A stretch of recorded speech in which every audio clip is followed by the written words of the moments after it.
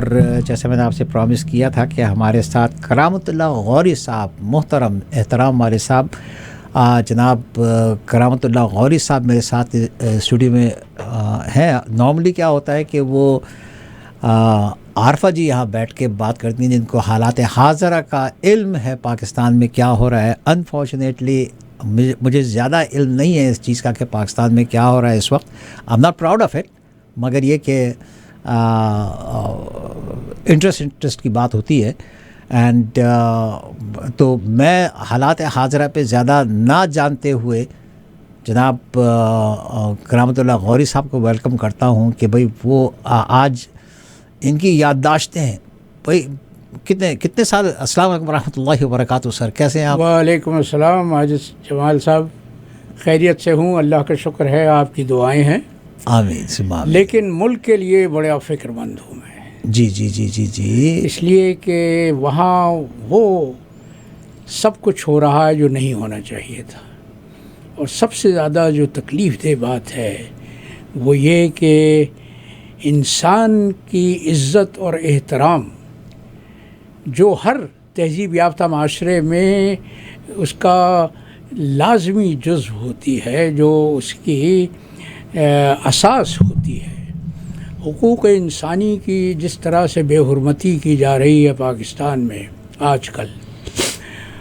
اور سب سے زیادہ تکلیف دہ بات یہ ہے کہ یہ پامالی ان کے ہاتھوں ہو رہی ہے جو اپنے آپ کو ملک کا محافظ سمجھتے ہیں، اور وہ یہ چاہتے ہیں آج سے نہیں بلکہ برسہا برس سے ان کا یہ اصرار ہے کہ یہ تسلیم کیا جائے کہ وہ پاکستان کی جغرافیائی سرحدوں کے بھی محافظ ہیں اور پاکستان کی نظریاتی سرحدوں کے بھی محافظ ہیں. اور یہ اصرار اس طبقے کی طرف سے ہے، اس فوج کے جرنیلوں کی طرف سے ہے جس کا پاکستان کی تاسیس میں، پاکستان کے بنانے میں کوئی کردار نہیں تھا، کوئی ہاتھ نہیں تھا. دیکھیے، میں یہ سوچتا ہوں کہ آج میرے اجداد کی روحیں عالم بالا میں کتنی بے قرار ہوں گی، کتنی بے چین ہوں گی. میں نے جمال صاحب پاکستان کو بنتے دیکھا ہے. جی جی. میں یہ کہتا ہوں کہ پاکستان میری رگ رگ میں بس رہا ہے، میری رگوں میں جو لہو دوڑ رہا ہے وہ پاکستان کی اس پر چھاپ لگی ہوئی ہے. 6 برس کی عمر میں نے اپنے والدین کا ہاتھ پکڑ کے، ان کی انگلی پکڑ کے اپنے آبائی دلی سے پاکستان کے لیے ہجرت کی تھی. مجھے 6 برس کی عمر کے بچے کی یادداشت میں اتنی چیزیں محفوظ نہیں ہوتی جتنی میری یادداشتوں میں محفوظ ہیں. اور اس کی وجہ کیا ہے؟ اس کی وجہ یہ ہے کہ وہ غیر معمولی حالات تھے. وہ کوئی معمول کے حالات نہیں تھے، غیر معمولی حالات تھے جن میں ہم نے نقل مکانی کی، جس میں ہم نے ہجرت کی.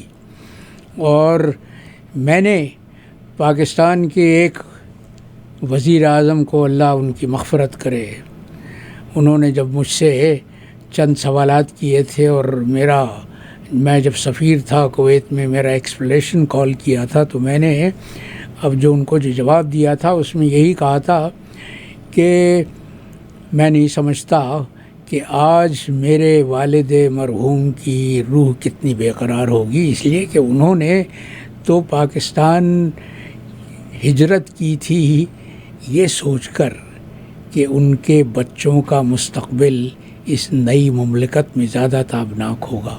لیکن اب ہمیں جس طرح سے ہماری پاکستان سے وفاداری پر سوالات اٹھائے جا رہے ہیں، انگلیاں اٹھائی جا رہی ہیں، وہ انتہائی تکلیف دہ ہے. وہ میری نسل کے لیے تو تکلیف دہ ہے ہی، لیکن میں یہ سوچتا ہوں کہ مجھ سے پہلی والی نسل کے لیے، ان ماں باپ کے لیے جنہوں نے اپنا سب کچھ چھوڑ کے، گھر بار جائیداد اثاثے سب کچھ چھوڑ دیا تھا پاکستان کے لیے، یہ سوچ کر ایک نئے وطن کی طرف ہجرت کی تھی کہ وہاں ان کے بچوں کا مستقبل زیادہ تابناک ہوگا، لیکن اگر ان کے بچوں کی پاکستان سے وفاداری کے متعلق ہی سوالات اٹھائے جانے لگیں تو پھر بچوں کے لیے تو تکلیف دہ بات ہے ہی، لیکن ان ماں باپ کے لیے جو عالم جو اس دنیا سے جا چکے وہ عالم بالا میں کیا محسوس کرتے ہوں گے۔ جمال صاحب، آج جو کچھ ہو رہا ہے وہ اس نظریے کی نفی ہے جس نظریے کے تحت ہم نے پاکستان، ہمارے اجداد نے پاکستان بنایا تھا۔ وہ جس نے ہمیں یہ وطن عزیز دلایا وہ انتہائی کھرا انسان تھا، انتہائی مخلص، انتہائی دیانتدار، وہ جس کے کردار کے متعلق اس کے بدترین دشمن بھی یہ کہتے تھے کہ مسٹر جناح ایک ایسی شخصیت ہے جسے خریدا نہیں جا سکتا، وہ ایک ایسے کردار کے مالک ہیں کہ جنہیں گمراہ نہیں کیا جا سکتا، جنہیں نعروں سے بہلایا نہیں جا سکتا، اور وہ اپنے موقف پر اس طرح سے ڈٹ کر کھڑے ہوئے تھے جس طرح سے کوئی چٹان اپنی جگہ پہ سے ہلتی نہیں ہے۔ آج اس قائد کی روح کتنی بے قرار ہوگی۔ میں کل اتفاق یہ کہ اقبال کا ایک شعر مجھے یاد آ گیا، دیکھیے انہوں نے اللہ سے شکوہ کرتے ہوئے کہا، مہاجر صاحب جی، کہ لیکن مجھے اس دیش میں پیدا کیا تو نے، اللہ سے کہہ رہے ہیں کہ لیکن مجھے اس دیش میں پیدا کیا تو نے جس دیش کے بندے ہیں غلامی پہ جن غلامی پہ وہ ہے کہ منظور، جنہیں غلامی منظور ہے، وہ اب ایسی وہ تو انڈیا کے لیے کہا تھا انہوں نے، نہیں، وہ تو اسی علاقے کے متعلق کہا تھا جہاں پاکستان بنا ہے۔ اچھا، ہاں، کہ غلامی جنہیں منظور ہے۔ آپ سوچئے کہ جو کچھ پاکستان میں ہو رہا ہے اس سے عشر عشیر کہیں ہوا تھا سری لنکا میں، جو وہاں کے عوام نے قصر صدارت پر دھاوا بول دیا تھا، وزیر اعظم کے گھر پر دھاوا بول دیا تھا، اس لیے کہ جس قوم میں حس ہو غیرت کی، جس قوم میں بیداری کی حس ہو، وہ قوم اپنے حقوق کی پامالی کو برداشت نہیں کرتی۔ آج جو کچھ پاکستان میں ہو رہا ہے وہ بالکل منو ان، مجھے یوں لگتا ہے جیسے کسی فلم کو ایک بار دکھانے کے بعد پھر سے پردہ اسکرین پر دکھائے جانے لگے، تو یہ آج ہمارے پاکستان میں جو ہو رہا ہے وہ منو ان اس کا چربا ہے جو 1971 میں مشرقی پاکستان میں کیا گیا تھا۔ اس وقت بھی فوج کو یہ زوم تھا، آپ کو یاد ہوگا وہ جنرل نیازی جو کور کمانڈر تھے مشرقی پاکستان کے، انہوں نے کیا کہا تھا؟ انہوں نے اپنے زوم میں یہ کہا تھا کہ میں ان بنگالیوں کی نسل بدل دوں گا۔ نسل بدلنا تو کجا، ان بنگالیوں نے ان کو ان کی اوقات دکھا دی۔ دنیا کی تاریخ میں کبھی اتنی بڑی فوج نے ہتھیار نہیں ڈالے جتنی تعداد میں پاکستان کی فوج نے بھارتی سینا کے سامنے مشرقی پاکستان میں ہتھیار ڈالے تھے۔ آج بڑا واویلا ہو رہا ہے۔ آج ہمارے سپہ سالار، جن کو میں غاصب سپہ سالار کہتا ہوں اس لیے کہ وہ سپہ سالار بننے سے 3 دن پہلے ریٹائر ہو چکے تھے، لیفٹیننٹ جنرل کی حیثیت میں عاصم منیر صاحب ریٹائر ہو چکے تھے۔ پاکستان کی تاریخ میں کبھی یہ نہیں ہوا کہ کسی ریٹائرڈ فوجی افسر کو فوج کا چیف لگا دیا گیا ہو، لیکن آج کل تو پاکستان میں ہر وہ کام ہو رہا ہے جو نہیں ہونا چاہیے۔ آئین کی دھجیاں بکھیری جا رہی ہیں، قانون کا مذاق اڑایا جا رہا ہے، عدالتوں کے فیصلوں کو نظر انداز کیا جا رہا ہے۔ عدالت یہ کہتی ہے آئی جی پنجاب سے کہ عمران ریاض کو پیر کو ہر صورت میں اس عدالت میں پیش کرنا ہے۔ آج آپ کو معلوم ہے کہ آئی جی پنجاب نے عدالت کے سامنے کیا بیان دیا ہے؟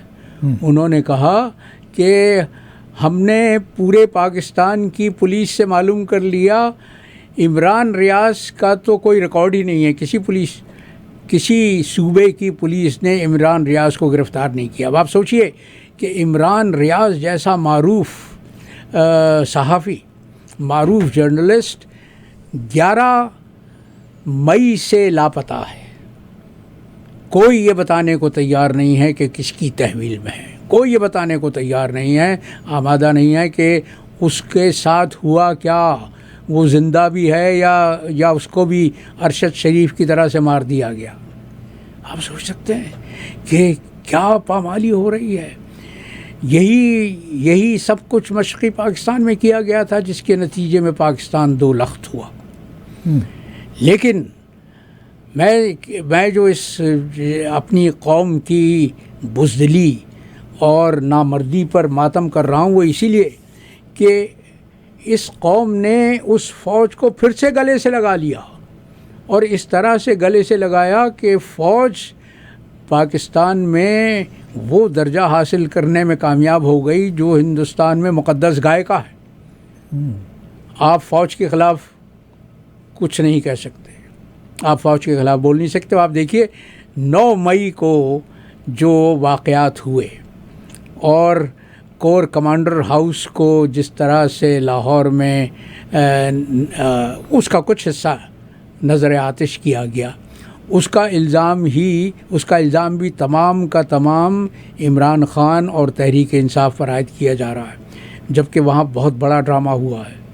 وہاں پر تو وہ کور کمانڈر ہاؤس کی ایک تو اس دن سے تشہیر کی گئی ہے جناح ہاؤس کے نام سے۔ آپ نے ماجد جمال صاحب اتنا عرصہ گزارا ہے پاکستان میں، آپ پاکستان سے جذباتی طور پر وابستہ ہیں، آپ نے کبھی لاہور میں کسی جناح ہاؤس کا نام سنا تھا؟ اب کیوں اچھالا جا رہا ہے اس کو؟ تاکہ قوم کے جذبات کو برانگیختہ کیا جائے، جذبات کو ابھارا جائے۔ حقیقت کیا ہے اس گھر کی جسے جناح ہاؤس کے نام سے آج مشہور کیا جا رہا ہے؟ اکتوبر 1943 میں بابائے قوم حضرت قائد اعظم محمد علی جناح نے لاہور میں یہ مکان خریدا تھا۔ وہ دور تھا دوسری جنگ عظیم کا، دوسری جنگ عظیم ہو رہی تھی، ہندوستان پر جنگ کی ہنگامی حالت کا نفاذ تھا، لہذا قائد اعظم کے مکان خریدنے کے 3 مہینے کے بعد جنوری 1944 میں برطانوی فوج نے ان کے مکان کو اپنی تحویل میں لے لیا۔ قائد اعظم نے اس مکان کی صورت نہیں دیکھی، اس میں کبھی ایک دن نہیں گزارا، اس میں کبھی قدم نہیں رکھا۔ پاکستان بننے کے بعد پاکستان کی فوج نے اس مکان کو اپنی تحویل میں لے لیا۔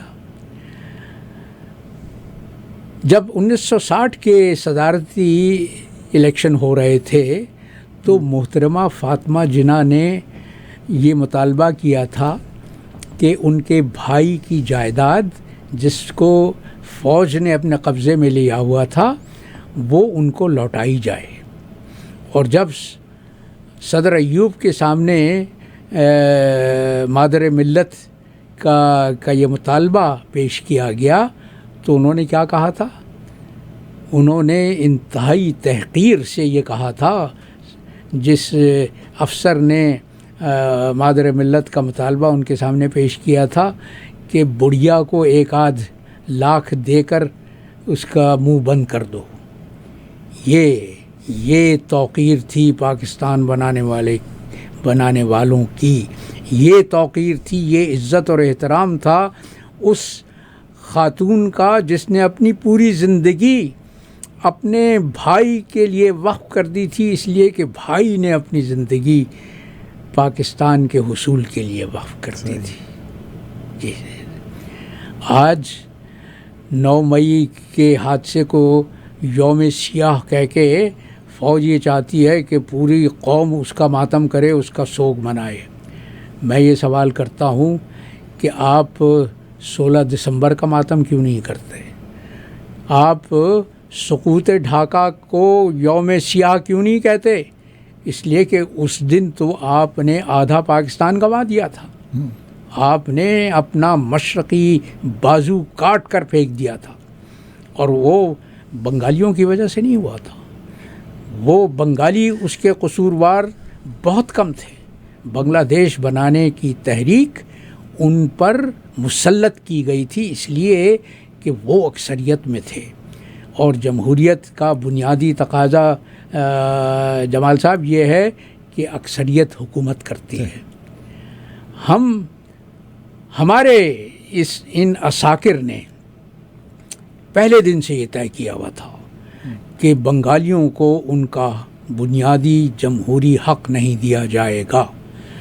مشرقی پاکستان میں وہ حالات پیدا کیے گئے جو آج پاکستان میں پیدا کرنے کی سر توڑ کوشش ہو رہی ہے۔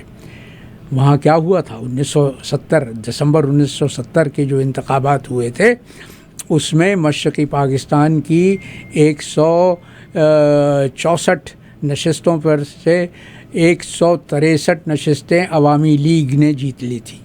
صرف ایک نشست تھی جو نور الامین صاحب نے مسلم لیگ کے نام پر حاصل کی تھی، اور وہ بھی اس لیے کہ نور الامین کا پاکستان کی تحریک میں بڑا مرتبہ تھا، ان کا ایک مقام تھا۔ واحد نشست جو عوامی لیگ سے جیتنے والے تھے وہ نور الامین صاحب تھے۔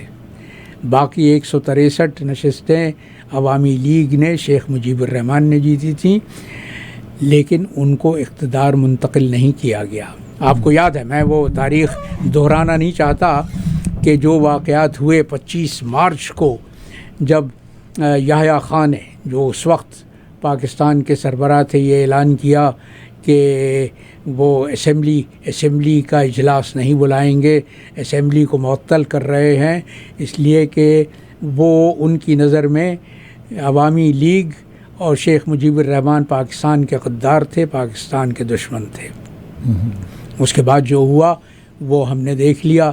16 دسمبر 1971 کو یہ عمل اپنے منطقی انجام کو پہنچا اور سقوط ڈھاکہ ہوا، جہاں آپ کے ٹائیگر نیازی نے، جنرل ٹائیگر نیازی نے چوہے کا کردار ادا کرتے ہوئے بھارتی فوج کے سامنے ہتھیار ڈال دیے، اور 93,000 پاکستانی، جن میں فوج اب یہ کہتی ہے کہ فوج کی وردیوں میں ملبوس تو صرف 30,000 تھے، اگر 30,000 بھی ہوں تو انتہائی شرم کی بات ہے کہ آپ نے ہتھیار ڈالے، اور کس کے سامنے ہتھیار ڈالے؟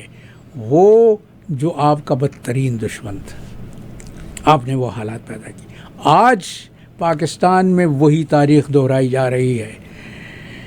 دنیا یہ کہہ رہی ہے، دنیا بھر کے سرویز ہو رہے ہیں اور ان میں یہ کہا جا رہا ہے کہ اگر آج انتخابی عمل ہو پاکستان میں تو 2/3 اکثریت تحریک انصاف عمران خان کی پارٹی کو ملے گی۔ یہ سب جانتے ہیں، یہ وہ مافیا جو پچھلے سال اپریل میں پاکستان پر مسلط کی گئی تھی، اس کے کارندے بھی جانتے ہیں، اور یہ پاکستانی فوج کی عسکری قیادت کا زوم رکھنے والے بھی جانتے ہیں۔ نوشتہ دیوار سب پڑھ سکتے ہیں، سب کو نظر آ رہا ہے کہ انتخابی عمل کے نتیجے میں نتائج کیا برآمد ہو گئے۔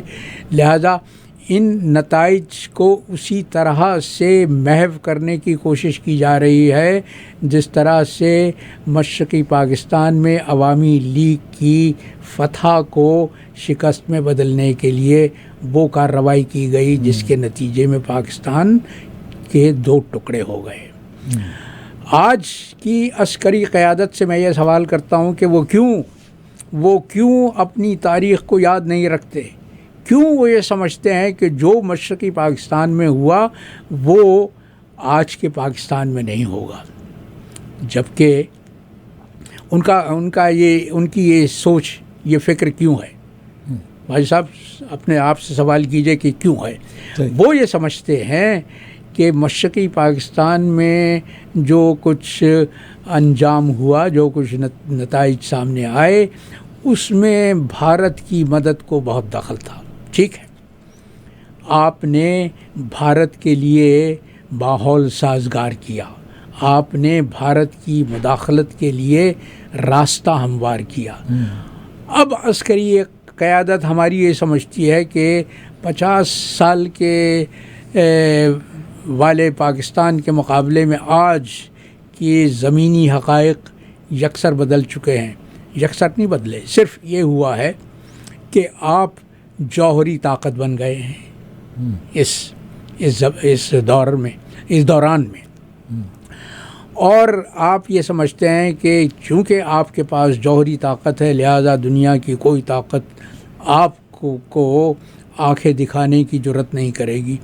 لیکن قبلہ یہ بھی تو سوچئے کہ گھر کو آگ تو آپ اپنے گھر کے چراغوں سے لگا رہے ہیں، اور دنیا کی تاریخ گواہ ہے ماجد صاحب، دنیا کی تاریخ اس بات کی شہادت دیتی ہے کہ جو فوج اپنے عوام کی تائید اور حمایت اور اعتماد سے محروم ہو جائے، وہ فوج پھر دنیا میں نہ اپنے عوام سے لڑ سکتی ہے، نہ کسی اور عوام سے لڑ سکتی ہے. آپ نے دیکھا، میں وہ گلگت بلتستان کے ایک رہنما کی تقریر سن رہا تھا کل. اس نے کیا کہا؟ آزاد ہو گیا. اس نے کہا کہ ہم ایسے پاکستان کے ساتھ رہنے کے بجائے آزاد ہونا زیادہ پسند کریں گے. یہ شکست و ریخت کا عمل اگر شروع ہو گیا تو پھر آپ سوچئے کہ پاکستان کا کیا انجام ہوگا. اس لیے کہ پاکستان کے دشمن کم نہیں ہیں. 1971 میں تو آپ یہ کہہ سکتے ہیں کہ پاکستان کا صرف ایک ہی دشمن تھا، ہندوستان.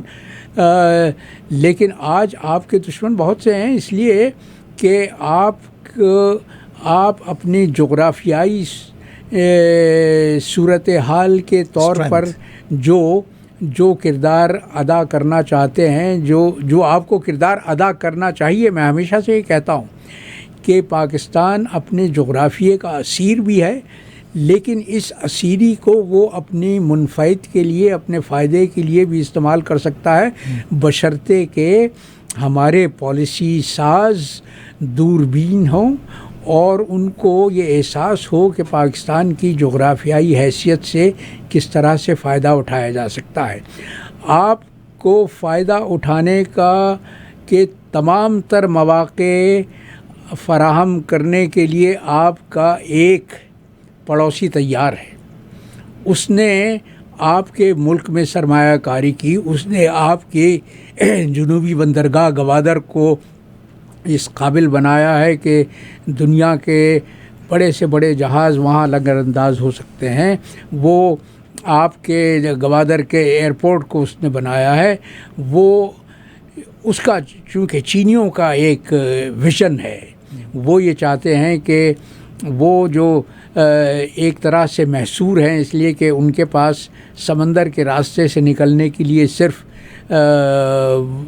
جنوبی وہ انڈو چائنا سیز ہے، جس سے ملاکا اسٹریٹ سے باہر نکلنے کے لیے اور بحیرہ عرب تک پہنچنے کے لیے انہیں کم از کم 10 دن درکار ہوتے ہیں.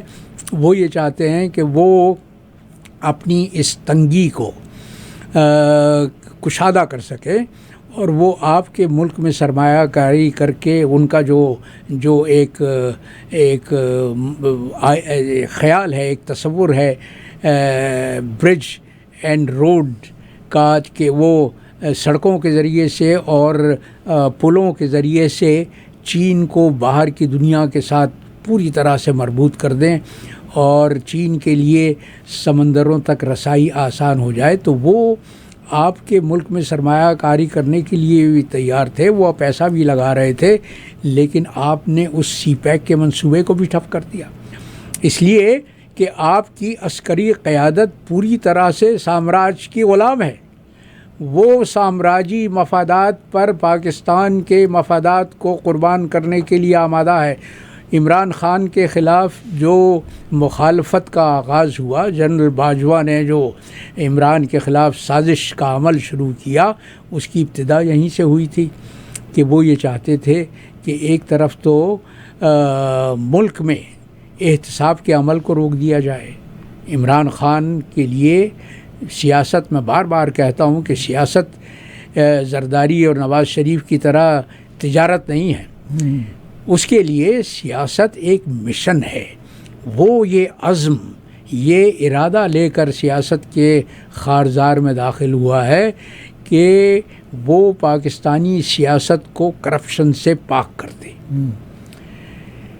جنرل باجوہ کو عمران سے شکایت یہی تھی، یہی شکوہ تھا کہ وہ کرپشن کے عمل کو کیوں اس کے منطقی انجام تک پہنچانا چاہتا ہے، کیوں ان لوگوں کو جنہوں نے پاکستان کو لوٹا ہے اور پاکستان کو لوٹ لاٹ کے اپنے اثاثے بیرون ملک اربوں کھربوں کے بنائے ہوئے ہیں، وہ ان کے خلاف احتساب کے عمل کو روک دیں۔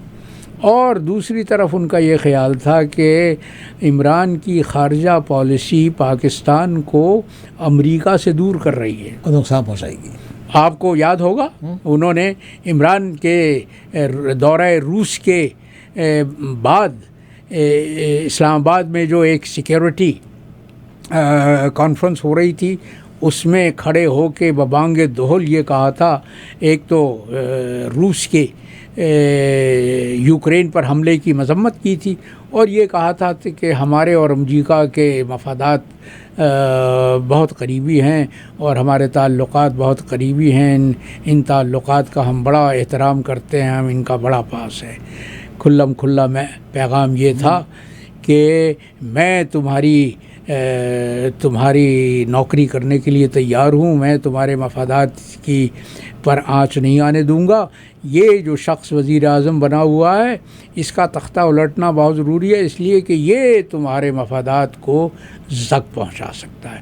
تو آج صورتحال یہ ہے ماجد صاحب کہ عسکری قیادت کھلم کھلا اپنے ہی عوام سے جنگ کر رہی ہے، اپنے ہی ملک کے مفادات کے خلاف صف آرا ہو گئی ہے۔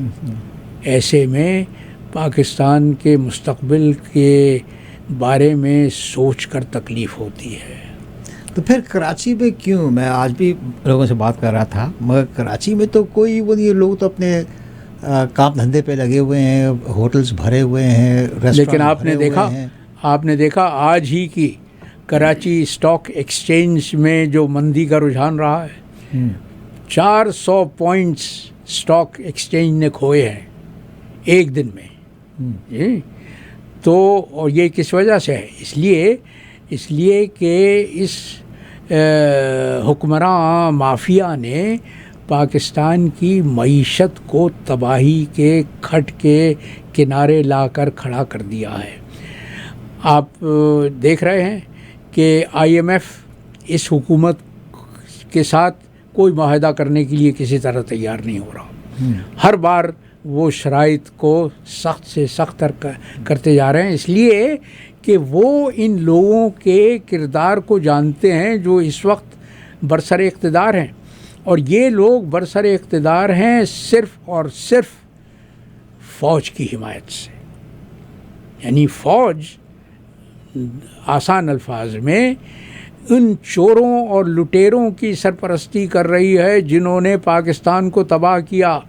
اور پچھلے 1 سال کا ریکارڈ آپ دیکھ لیجئے کہ پاکستانی معیشت کو جو دھکا لگایا گیا ہے، جو دھچکا پہنچا ہے، اس نے پاکستان کی اقتصادی صورتحال کو کتنے ابتری کا شکار کر دیا ہے۔ اب مسئلہ یہ ہے کہ حکومت بجٹ کون سا پیش کرے گی؟ بجٹ تو جون کے پہلے ہفتے میں پیش کر دیا جاتا ہے نا، اور جون کا پہلا ہفتہ اب کوئی 2 ہفتے دور ہے۔ تو آپ کا تو یہ حال ہے کہ آپ کی یہاں صنعتیں بند ہو رہی ہیں، آپ کی برآمدات کی جو ریڑھ کی ہڈی تھی، آپ کی ٹیکسٹائل انڈسٹری، وہاں پر فیصل آباد میں درجنوں فیکٹریاں بند ہو چکی ہیں۔ آپ کی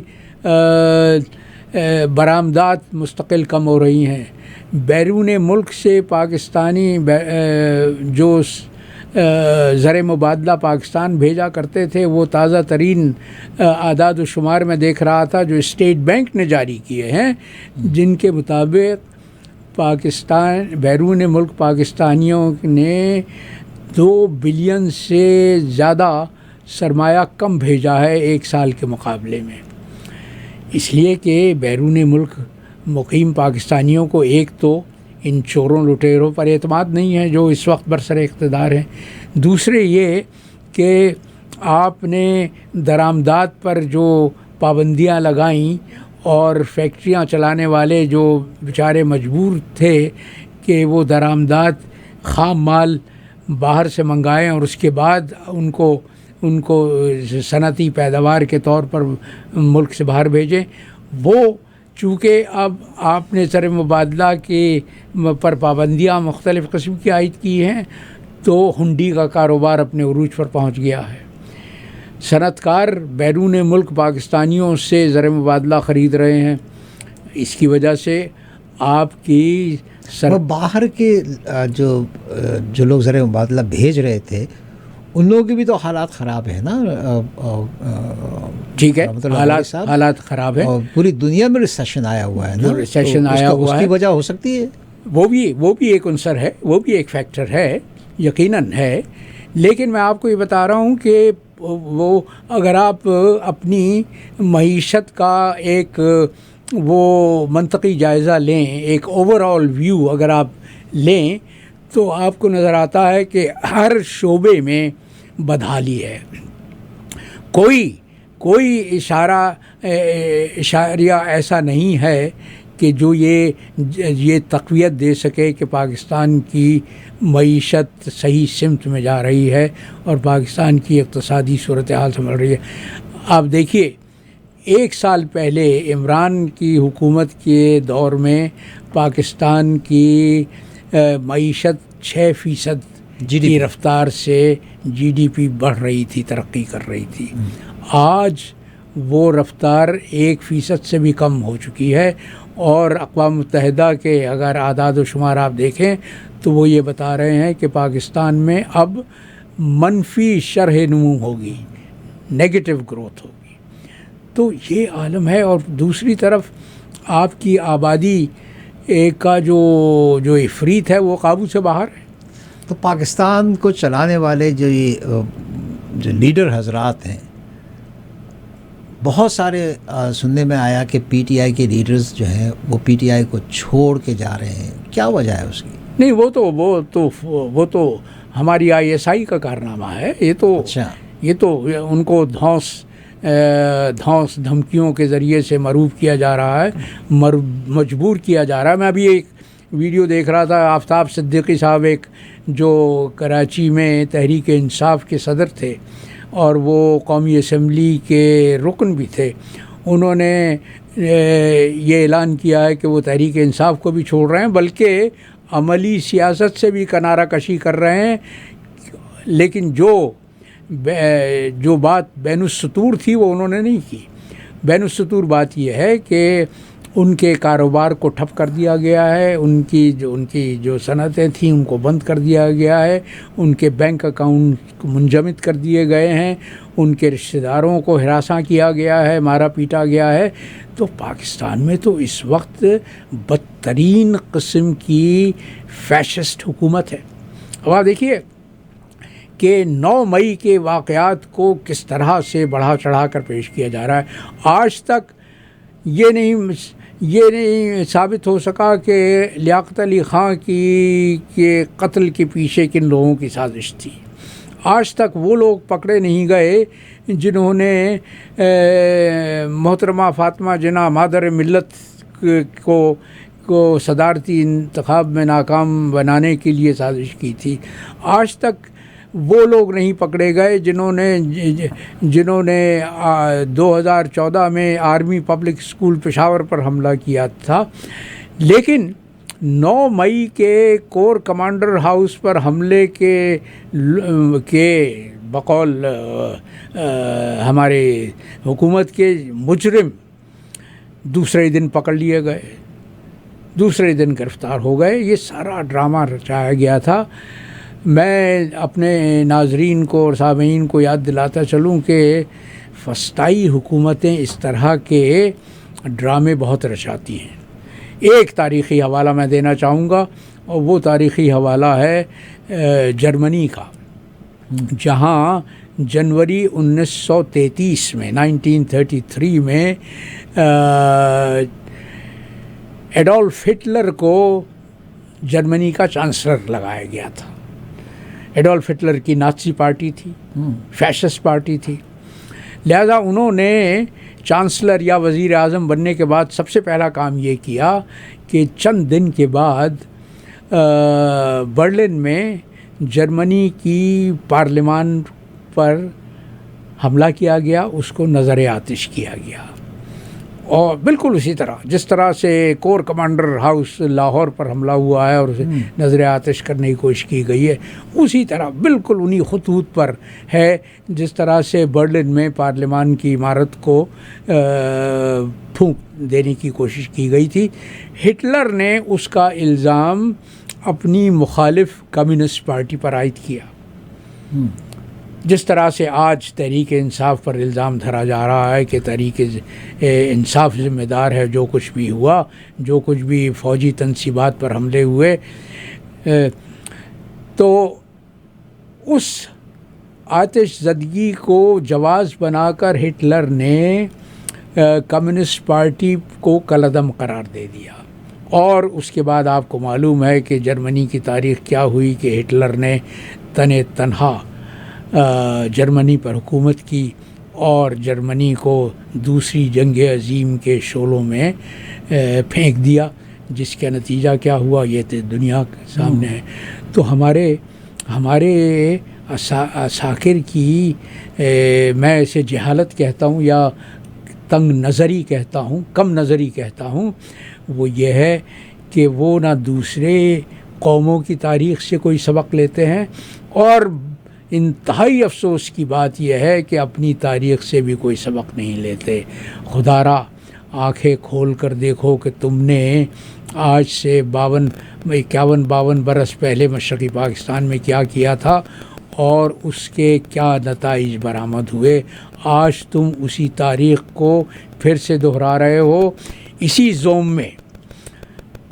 ماجد صاحب، تاریخ کی یہ بھی روایت ہے کہ ہر فرعون یہ سمجھتا ہے کہ اس کا انجام وہ نہیں ہوگا جو موسیٰ کے فرعون کا ہوا تھا، لیکن وہ کائنات کا بنانے والا اپنی کتاب مبین میں کہہ چکا ہے کہ اللہ کی شریعت میں کبھی کوئی تبدیلی نہیں ہوتی، اور اللہ کی شریعت یہ ہے کہ وہ ہر ظالم کی قبر اس کے اپنے ہاتھوں سے کھدواتی ہے۔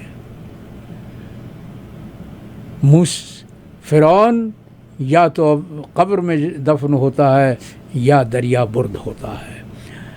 ظلم، وہ جو شاعر نے کہا تھا نا، فیض احمد فیض نے کہا تھا کہ ظلم پھر ظلم ہے، بڑھتا ہے تو مٹ جاتا ہے۔ تو ظلم کی ایک حد ہوتی ہے۔ جن عوام کے پاس کھونے کے لیے کچھ نہیں رہے، اور یہی میرے لیے افسوس کا مقام ہے کہ پاکستان کے 95% عوام کے پاس اب کھونے کے لیے کچھ نہیں بچا ہے۔ تو جن کے پاس کھونے کے لیے کچھ نہیں بچے، جو روٹی کے محتاج ہو جائیں، جو اپنے بچوں کا پیٹ نہ بھر سکیں، جن کے سر پر سے چھت کا سایہ اٹھ گیا ہو، وہ جو کہاوت ہے نا فارسی کی کہ تنگ آمد بجنگ آمد، کہ جن کو آپ دیوار سے لگا دیں تو پھر دیوار سے لگنے والا تو اپنے دفاع میں یہی کرتا نا کہ پلٹ کے وار کرتا ہے۔ تو میرے لیے افسوس اور تأسف کا مقام یہ ہے کہ پاکستان کے 95% عوام کو یہ جو حکومتی ٹولہ ہے اور اس کے جو سہولت کار ہیں، اس کے جو سرپرست ہیں وردی والے، انہوں نے پاکستان کے مفلوک بے بس اور بے کس عوام کو دیوار سے لگا دیا ہے۔ لیکن وہ جو غلامی کا خمیر ہے نا، وہ جو علامہ اقبال نے جس کا ماتم کیا تھا کہ جو غلامی پر رضامند ہیں، ہاں، جس دیش کے بندے ہیں غلامی پہ رضامند، تو لیکن مجھے اس دیش میں پیدا کیا تو نے جس دیش کے بندے ہیں غلامی پہ رضامند. تو یہ لگتا ہے فی الحال تو کہ پاکستان کی اکثریتی آبادی بھی غلامی پر رضامند ہے. اور یہ میں کہتا ہوں یہ دین ہے، یہ لعنت ہے اس جاگیرداری کلچر کا جو پاکستان پر اپنے پنجے گاڑے ہوئے ہیں. میں بار بار مثالیں دیتا ہوں کہ یہ وہ فوج ہے، یہ ان کی اولاد ہے جنہوں نے فرنگی راج کے ہاتھ مضبوط کیے تھے. 1857 کی جنگ آزادی کے بعد جب ایسٹ انڈیا کمپنی کی فوج شکست کھا کے بھاگی ہے تو اس نے تو پنجاب میں ہی پناہ لی تھی. اس نے یہیں تو 2 آنے کمیشن دے کر سپاہی بھرتی کیے تھے، اور وہی جو 2 آنے کمیشن لیا کرتے تھے جن کو انگریز 2 آنا کہا کرتا تھا، وہ ٹوانا ہو گئے اور پاکستان کے سب سے بڑے جاگیردار ہو گئے. یہی وہ جاگیردار ہیں جو 1945 کے انتخابات تک پنجاب پر ہندو بنیوں کے ساتھ مل کر حکومت کر رہے تھے. آپ کو معلوم ہے نا کہ تاریخ کی حقیقت کہ پنجاب پر یونینسٹ پارٹی کی حکومت تھی، اور وہ یونینسٹ پارٹی کن کی تھی؟ ہندو بنیوں کی اور مسلمان جاگیرداروں کی. 1945 کے انتخابات میں جب مسلم لیگ نے پنجاب کی تمام نشستیں حاصل کر لیں تو اس کے بعد جیسے ڈوبتے ہوئے جہاز سے چوہے اتر کے بھاگتے ہیں نا، اسی طرح یہ مسلمان جاگیردار یونینسٹ پارٹی کو خیر بات کہہ کے مسلم لیگ میں شامل ہو گئے. اور قائد اعظم علیہ الرحمہ سے صحافیوں نے سوال کیا کہ سر آپ کو معلوم ہے کہ ان لوگوں کا جو آپ کی پارٹی میں آج شامل ہو رہے ہیں ماضی میں کردار کیا رہا ہے؟ تو قائد اعظم کا تاریخی جملہ تھا کہ ہاں میں جانتا ہوں کہ میری جیب میں بہت سے کھوٹے سکے ہیں. انہی کھوٹے سکوں کی اولاد آج پاکستان کی اشرافیہ اپنے آپ کو کہلواتی ہے، اور وہی اشرافیہ پچھلے 70 برس سے فوج کی مدد سے پاکستانیوں پر مسلط ہے، ان کے سینوں پر سوار ہے اور مونگ دل رہی ہے. یہ ہے دردناک تاریخ، یہ المناک تاریخ ہے ہمارے ملک کی، جہاں سیاست میں فوج 70 برس سے دخیل رہی ہے. باجوہ نے تو کل اقرار کیا نا کہ فوج سیاست میں ملوث رہی ہے، لیکن یہ تاریخ پر نظر رکھنے والے سیاستدان بھی تو فوجیوں کو لے کے آنا چاہتے ہیں نا ہمیشہ سے. نہیں تو وہ سیاستدان لے کے آنا چاہتے ہیں جن کی فوج نے پرورش کی ہے. یہ نواز شریف اور یہ شہباز شریف یہ کس کی پیداوار ہے؟ یہ تو فوج کی پیداوار ہے نا. جنرل غلام جیلانی جو ضیاء الحق کے دور میں پنجاب کے مارشل لاء ایڈمنسٹریٹر تھے، یہ شریف برادران کے جو والد بزرگوار تھے میاں محمد شریف، انہوں نے ان کی بہت مصاحبی کی تھی، ان کے بہت ہاتھ پیر دبائے تھے، ان کے لیے کام کیا تھا. ان کا گھر بن رہا تھا تو سریا میاں محمد شریف نے فراہم کیا تھا. تو اسی لیے جنرل جیلانی نے ایک دن ترنگ میں آ کے کہا کہ میاں صاحب آپ نے ہماری بڑی خدمت کی ہے تو ہم آپ کے ایک بیٹے کو وزیر بنا دیتے ہیں، آپ بتائیے کہ کس کو بنائیں، نواز کو بنائیں کہ شہباز کو بنائیں؟ تو میاں محمد شریف کا جواب یہ تھا کہ یہ شہباز تو ہوشیار ہے، یہ میرا کاروبار سنبھالتا ہے، میرے کاروبار کو چلاتا ہے، یہ نواز کھلندڑا ہے، اس کو وزیر بنا دو. تو کھلندڑے نواز کو پنجاب کا وزیر مالیات بنا دیا گیا تھا. وہ دن اور آج کا دن مال و منال کی کبھی کمی نہیں رہی شریف خاندان میں. یہ بھی تاریخ ہے جو میں آپ کو بتا رہا ہوں ماجد صاحب کہ پاکستان ریلوے کے انجن لوکوموٹیوز اتفاق فاؤنڈری میں اندر جاتے تھے لیکن پھر زندہ سلامت واپس نہیں آتے تھے، ان کو وہاں پگھلا دیا جاتا تھا۔ میاں محمد شریف کی تو یہ تاریخ ہے، یہ کردار تھا ان کا، اللہ بخشے، ان کی مغفرت کرے، کہ ان کو ایک ٹھیکہ مل گیا تھا لاہور میونسپل کارپوریشن کی طرف سے گٹر کے ڈھکنے فراہم کرنے کا۔ تو وہ گٹر کے ڈھکنے تو فراہم کرتے تھے لیکن انہوں نے لونڈے لپاڑے بھی پالے ہوئے تھے جن کا کام یہ تھا کہ آج گٹر کا ڈھکنا لگا، رات کو انہوں نے وہ گٹر کا ڈھکنا غائب کر دیا، وہ دوبارہ وہ اتفاق فاؤنڈری میں چلا گیا اور میاں شریف کو پھر ٹھیکہ مل گیا کہ وہ پھر سے نئے ڈھکنے گٹر کے ڈھکنے فراہم کریں۔ یہ وہی کام ہے نا جو آپ نے دیکھا ہوگا پاکستان میں نے تو دیکھا اپنی آنکھوں سے کراچی کے قبرستانوں کے باہر پھول والے بیٹھے رہتے ہیں۔ وہ آپ جب جاتے ہیں قبر کی زیارت کرنے کے لیے اپنے بڑوں کے قبروں کی زیارت کرنے کے لیے تو آپ پھول خرید لیتے ہیں انہی گل فروشوں سے جو وہاں بیٹھے ہوتے ہیں، اور ان گل فروشوں نے بھی لونڈے پالے ہوئے ہوتے ہیں جن کا کام یہ ہوتا ہے کہ شام کو جب سناٹا ہو جاتا ہے تو وہی پھول قبروں سے اٹھا کے دوبارہ گل فروش کے پاس لائے جاتے ہیں دوبارہ بکنے کے لیے۔ تو یہ پوری قوم بے ایمان ہو چکی ہے، اور قوم بے ایمان اس لیے ہوئی ہے کہ قوم یہ دیکھ رہی ہے کہ حکمراں بے ایمان ہیں۔ دیکھیے برائی کے متعلق کہا جاتا ہے ماجد سمال صاحب کہ برائی ہمیشہ اوپر سے نیچے کی طرف سفر کرتی ہے۔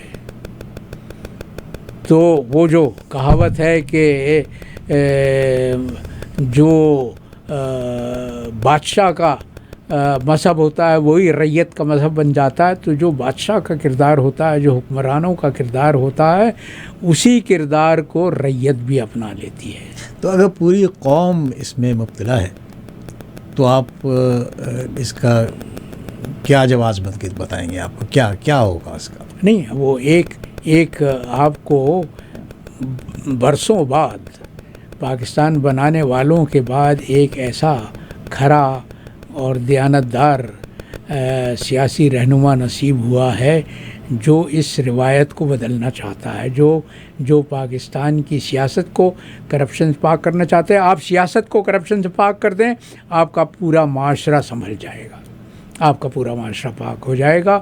لیکن وہ جن کو اسٹیک ہولڈرز کہا جاتا ہے ملک کا، وہ جو ملک کی تقدیر کے سیاہ و سفید کے مالک بنے ہوئے ہیں، اور آج سے نہیں 70 برس سے بنے ہوئے ہیں، وہ یہ نہیں چاہتے کہ اسٹیٹس کو میں کوئی تبدیلی ہو۔ وہ اس اسٹیٹس کو ہر حالت میں برقرار رکھنا چاہتے ہیں، اس لیے کہ اسٹیٹس کو سے تمام طرف فائدہ تو وہی اٹھا رہے ہیں نا، پاکستان کے عوام تو نہیں اٹھا رہے، لیکن عوام کا کردار ضرور متاثر ہوا ہے اس لوٹ مار کی سیاست سے، اس لیے کہ وہ چھوٹا آدمی، غریب آدمی یہ دیکھتا ہے کہ جتنا بڑا چور ہے اتنا ہی بڑا وہ حاکم ہے، تو وہ بھی پھر اسی کے نقش قدم پر چل نکلتا ہے نا۔ یہ تو کیا اس کو آپ سمجھتے ہیں کہ آج کل کے حالات کو دیکھیں آپ تو اس کو بقول آپ کے عمران خان ایک بڑا ایماندار، کھرا دیانتدار ہے ذاتی طور پر، چلیں صحیح ہے مان لیتے ہیں، تو وہ اس کو موقع دیا جا سکے گا؟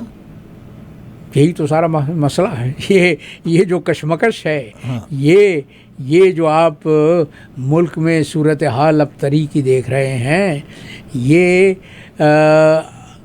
ایک قدرتی عمل ہے تبدیلی کا، لیکن وہ جو طاقتور ہیں، جو یہ سمجھتے ہیں کہ ان کے پاس بندوق ہے، اور وہ جو ماؤ زے تونگ نے کہا تھا کہ power flows from the barrel of a gun, کہ بندوق کی نالی سے اصل طاقت نکلتی ہے، تو پاکستان کی تقدیر کے مالک بھی یہی سمجھتے ہیں، پاکستان کے جو اپنے آپ کو محافظ سمجھتے ہیں، اور قوم سے اقرار کروانا چاہتے ہیں کہ وہ پاکستان کی زمینی اور نظریاتی سرحدوں کے محافظ ہیں، وہ یہ چاہتے ہیں کہ یہ موجودہ نظام جوں کا توں برقرار رہے، اس لیے کہ اس میں تو چت بھی ان کی ہے اور پٹ بھی ان کی ہے نا، کہ پوری انگلیاں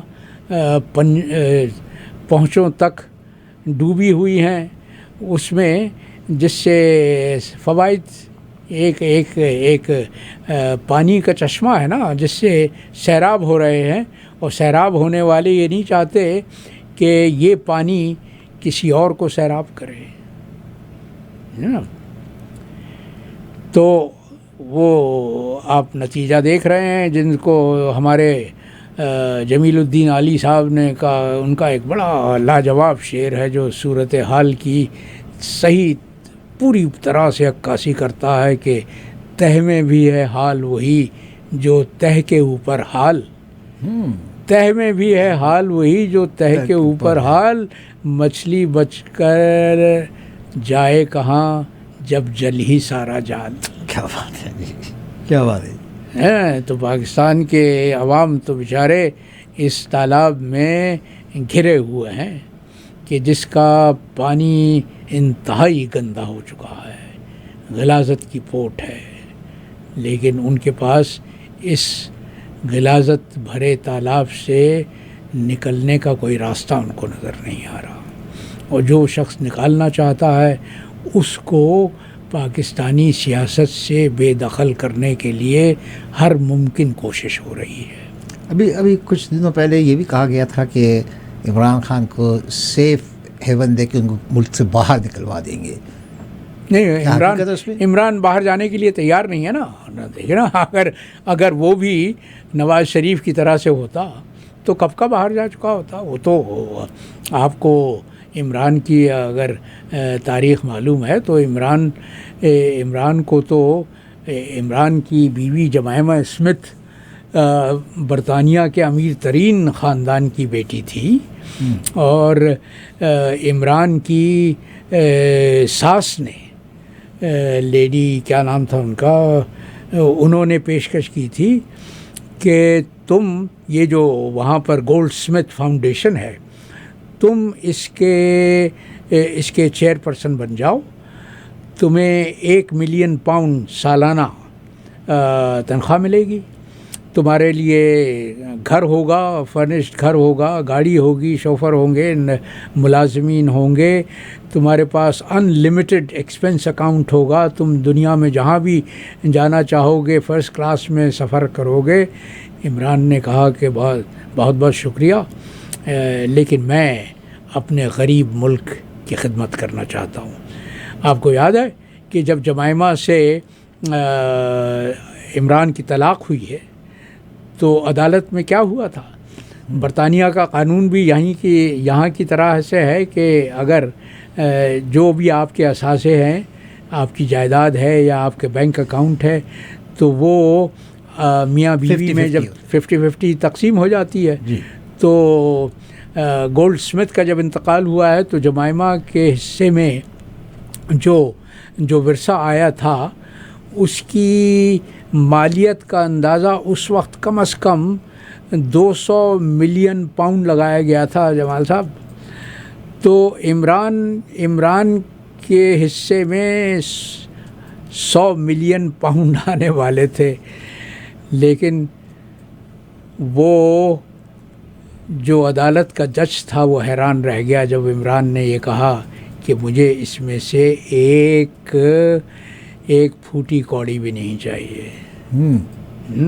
اس نے جمائمہ سے سوال کیا تھا کہ تم ایک ایسے آدمی سے کیوں طلاق لے رہی ہو جو اتنا کھرا، اتنا دیانتدار ہے، جس کو پیسے کی کوئی لالچ نہیں ہے، اور جمائمہ نے جواب دیا تھا کہ پاکستان میں میرے ساتھ جو سلوک کیا گیا اس نے مجھے مجبور کر دیا کہ میں پاکستان کو چھوڑ دوں، میں عمران خان کے ساتھ رہنے کو تیار ہوں، بشرطے کہ یہ بھی انگلستان میں رہنا پسند کرے۔ لیکن عمران کے دل میں جو اپنی قوم کی خدمت کی ایک امنگ تھی، ایک خواہش تھی، ایک چنگاری تھی، اس نے عمران کو باہر رہنے نہیں دیا۔ اور عمران آج بھی وہ تو یہ آپشن تو ہمیشہ سے موجود تھا نا ماجد صاحب، یہ آپشن تو ہمیشہ سے میز پر تھا کہ عمران اگر باہر جانا چاہے تو وہ تو جو عمران کے مخالفین ہیں وہ تو تشکر کے سجدے کرتے اگر عمران یہ اس آپشن کو قبول کر لیتا، لیکن وہ ہی از اے فائٹر۔ وہ تو کہتا ہے کہ دیکھیے اس نے اتنے طویل عرصے کرکٹ کھیلی ہے کہ میچ اس وقت تک جاری رہتا ہے جب تک آخری بال نہ پھینک دی جائے، تو میچ جاری ہے، اس کی طرف سے جاری ہے۔ وہ ان گیدڑ بھپکیوں سے ڈرنے والا نہیں ہے، اس میں بڑی اصابت کردار ہے۔ یہ جو خامیاں ہیں کردار کی، یہ تو ساری اس مافیا میں ہیں جسے باجوہ کی مہربانی نے پاکستانی قوم پر مسلط کر دیا ہے، اور اب باجوہ کا جانشین عاصم منیر بھی ہر طرح سے ان کی سرپرستی کر رہا ہے، ہر طرح سے اس کے درپے ہے کہ عمران کو کسی طرح سے ختم کر دیا جائے، چاہے وہ قتل کی صورت میں ہو یا اسے سیاسی طور پر پاکستان کے سیاسی منظرنامے سے نکال دینے کی صورت میں ہو۔ تو یہ تو وہ جو لوگ کہتے ہیں لندن معاہدے کا بہت حوالہ دیا جاتا ہے کہ باجوہ ان سب کو اپنے جتنے بھی اس کے پروٹیجز تھے ان کو سب کو لے کے گیا تھا نا لندن اپنے ریٹائرمنٹ سے پہلے، اور وہاں نواز شریف کے ساتھ معاہدہ ہوا تھا کہ یہ سب کچھ وہی کریں گے جو نواز شریف چاہے گا۔ اب آپ سوچئے 23 کروڑ عوام کا پاکستان، جوہری طاقت والا پاکستان، اس کی سیاست کی گراوٹ کا یہ حال ہے کہ ایک مفرور مجرم جسے آپ کی ملک کی سب سے بڑی عدالت نے تا حیات کسی بھی سیاسی عہدے کے لیے نااہل قرار دیا، وہ آج ریموٹ کنٹرول سے لندن میں بیٹھا ہوا پاکستان پر حکومت کر رہا ہے۔ میں یہی تو کہتا ہوں کہ پاکستان بنانے والے کی روح کس طرح سے بے چین ہوتی ہوگی عالم بالا میں کہ نواز شریف جیسا بد کردار، عام سطح سے کم سطح کی ذہانت رکھنے والا انسان 23 کروڑ عوام پر لندن میں بیٹھا ہوا حکومت کر رہا ہے۔ میرا آخری سوال آپ سے کہ اب کیا دیکھتے ہیں پاکستان کا عنقریب فیوچر اور فیوچر لیٹر آن؟ ماجد صاحب، میں نے آپ کو آج یاد ہے آج کی گفتگو کے آغاز میں یہ کہا تھا کہ مجھ جیسے انسان کے لیے یہ انتہائی تکلیف دہ صورتحال ہے جو میں اپنے گرد و پیش دیکھ رہا ہوں، جس حالت میں پاکستان کو مبتلا دیکھ رہا ہوں، اس میں پاکستان کے مستقبل کے متعلق کوئی مثبت بات کہنا اس وقت تو بہت ہی محال ہے۔ یہ وہ جو اکثر کہا جاتا ہے نا کہ ہم ایک بند گلی میں گر گئے ہیں، تو اس بند گلی سے نکلنے کی کوئی راستہ مجھے نظر نہیں آتا۔ وہ جو کہاوت ہے کہ بند غار میں آپ پھنسے ہوئے ہیں لیکن غار کے دہانے پر آپ کو روشنی کی کوئی کرن نہیں نظر آتی۔ حالات سنور سکتے ہیں، صرف ایک بنیادی تقاضا اگر پورا کر دیا جائے، وہ یہ کہ پاکستان جو اپنے آپ کو اسلامی جمہوریہ کہتا ہے، اس کے عوام کو ان کا بنیادی حق رائے دہندگی دے دیا جائے، ان کو یہ موقع دیا جائے کہ وہ اپنی مرضی کے سیاسی پارٹی کو منتخب کر سکیں اور اس سیاسی رہنما پر اپنے اعتماد کا اظہار کر سکیں جس کو وہ سمجھتے ہیں کہ وہ ان کی قیادت کا اہل ہے اور جس کے ہاتھوں میں پاکستان کا مستقبل محفوظ ہوگا۔ صرف یہ ضرورت ہے، لیکن پاکستان کے عوام کے ساتھ سب سے بڑی دشمنی جو ہو رہی ہے وہ یہی تو ہے جمال صاحب کہ ان عوام کو ان کے بنیادی جمہوری حق سے محروم رکھا جا رہا ہے، اور وہ جو اپنے آپ کو طاقت کا سرچشمہ سمجھتے ہیں، جو اپنے آپ کو منبع سمجھتے ہیں طاقت اور اقتدار کا، وہ کسی طرح سے اس بات کے لیے آمادہ نہیں ہیں۔ وہاں وہ انتخابات پر راضی ہو جائیں گے اگر تحریک انصاف کو کالعدم قرار دیا جائے، اگر عمران خان کو پاکستان کے سیاسی منظرنامے سے بے دخل کر دیا جائے، اس وقت وہ ضرور انتخابات کے لیے تیار ہو جائیں گے۔ تو یہ اس وقت تو اپنے گرد و پیش صرف تاریکی ہی تاریکی نظر آتی ہے، بہت گھور اندھیرا ہے جو ملک پر چھایا ہوا ہے، اور بدنصیبی رونے کا مقام یہ ہے کہ یہ جو کچھ بھی اندھیر نگری ہے اس کے پیدا کرنے والے ہم خود ہیں۔ ہم نے کوئی سبق نہیں سیکھا۔ 50 برس پہلے ہم جس المیے سے دوچار ہوئے تھے، اگر کوئی زندہ قوم ہوتی، اگر کوئی باشعور سمجھدار قوم ہوتی تو وہ کبھی ان واقعات کو دہرانے کی حماقت نہ کرتی جو مشرقی پاکستان میں ہوئے تھے اور جن کے نتیجے میں پاکستان دو لخت ہوا۔ لیکن آج ہماری اشرافیہ اور ہماری عسکری قیادت بضد ہے کہ انہی واقعات کا اعادہ کیا جائے گا، کیونکہ وہ سمجھتے ہیں کہ اس وقت وہ انٹچیبل ہے۔ اس وقت بھارت وہ کردار ادا نہیں کر سکتا جو کردار اس نے 1971 میں بنگلہ دیش میں ادا کیا تھا۔ تو یہ جو طاقت کا زوم ہے، یہ وہ سب کچھ کروا رہا ہے جو نہیں ہونا چاہیے۔ تو بڑے افسوس کی بات ہے صاحب، مگر آج کا میں خیر قطع ہو جائے تو کیا بات ہو۔ ہاں، میں قطع آپ کو سنا دیتا ہوں کہ یہ جو ہماری جو ملی قیادت ہے ماجد صاحب، اس کے لیے میں نے کہا تھا کہ کذب و ریا عساکر ملی کا دین ہے۔ کیا بات ہے؟ کذب و ریا عساکر ملی کا دین ہے، جن کو نہیں ہے غیرت قومی کا کچھ خیال،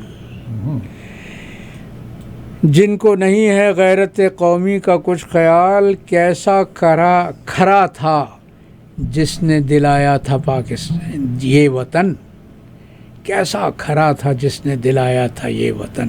میں آپ کو بتا رہا تھا نا کہ قائد اعظم کے کردار کی تعریف تو ان کے بدترین دشمن بھی کرتے تھے۔